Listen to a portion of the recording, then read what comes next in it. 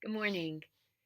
I hope you had a wonderful weekend. Wasn't that snow great on Sunday?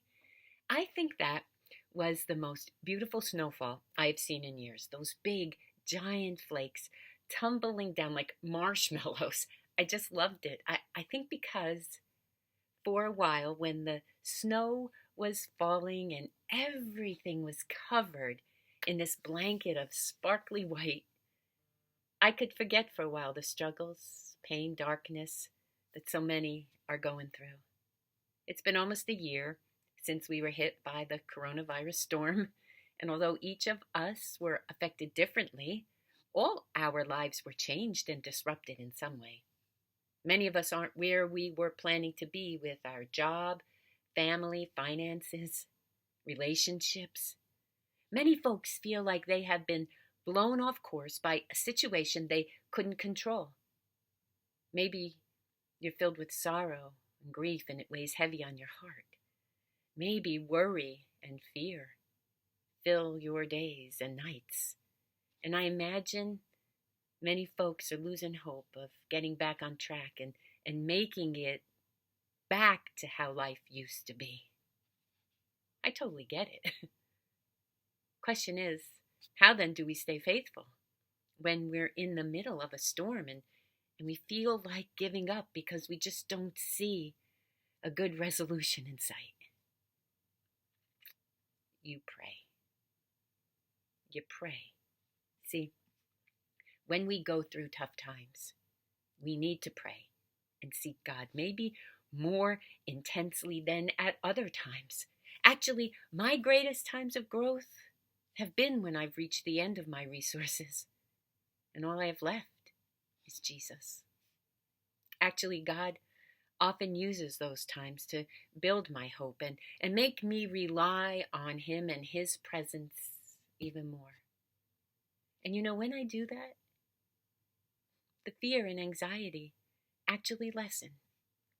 In fact, in Psalm 23:4, so familiar, David writes, "Even when I walk through the darkest valley, the valley of the shadow of death, I will not be afraid, for you are close beside me. Your rod and your staff protect and comfort me." You may not be in the valley of the shadow of death right now, but you may be in another valley, a hard place on your journey where it's easy to doubt or overlook God's goodness. But the good news of this verse is that you can always trust that God walks through the valleys with you, and He's promised to bring you through to the other side. See, David doesn't fear life because God is with him.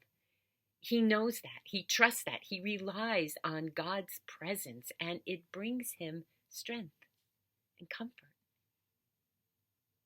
Actually, I have found that most times to arrive in a good place, I have to travel through the bad. And yeah, that sucks. But what I want you to remember is that for there to be a shadow, there has to be a light. Now, I don't know what your valley is, but I do know who the light is that is walking with you in that valley. And believe me, He isn't going to leave your side. So this week, I want to encourage you to rely on God and His provision. Let His grace be sufficient enough to fill you with the hope you need to keep on going.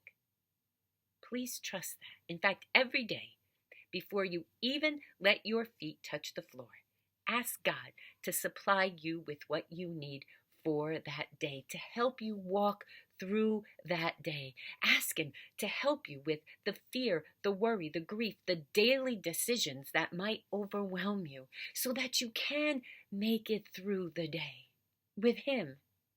And then do it again tomorrow and the next day and every day after that.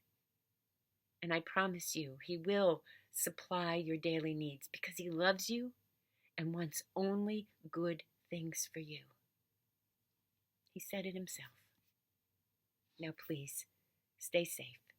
Keep wearing your mask, washing your hands. Keep on hoping and trusting and hanging on. I promise you, we will get through this time and every other situation we find ourselves in, one day at a time. I love you. I'm praying for you. Have a great week. God bless you. Peace.